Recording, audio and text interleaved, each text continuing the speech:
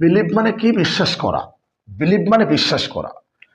বিলিভের পরে প্রিপজিশন বসে না কখন জানো? যখন ব্যক্তিকে বিশ্বাস করা হয়।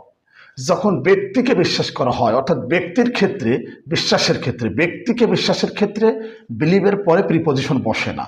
যেমন আমরা বলি কিন্তু I don't I don't believe I don't believe in you I don't believe in you.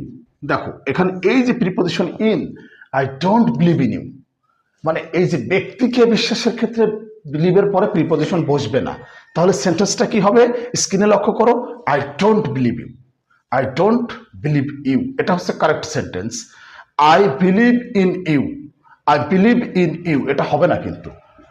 I believe I believe in you, এটা রং সেন্টেন্স কিন্তু। হ্যাঁ দেখো, আই বিলিভ ইন ইউ, এই যে বিলিভের পরে ইন প্রিপজিশন বসবে না। আই বিলিভ ইন, আমি তোমাকে বিশ্বাস করি, কিন্তু এটা রাইট সেন্টেন্সটা কি জানো? আই বিলিভ ইউ, শুধুমাত্র হবে আই বিলিভ ইউ, অর্থাৎ ব্যক্তিকে বিশ্বাসের ক্ষেত্রে বিলিভের পরে প্রিপজিশন বসে না।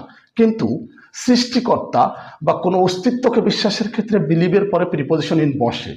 ব্যক্তিকে বিশ্বাস করার ক্ষেত্রে বসবে না, কিন্তু সৃষ্টিকর্তাকে বিশ্বাসের ক্ষেত্রে অথবা কোনো অস্তিত্বকে বিশ্বাসের ক্ষেত্রে বিলিভের পরে প্রিপজিশন ইন বসে।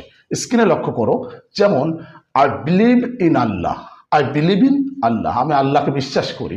I believe in your honesty, I believe in your honesty. স্ক্রিনে লক্ষ্য করো ভালোভাবে, তাহলে বুঝতে পারবে।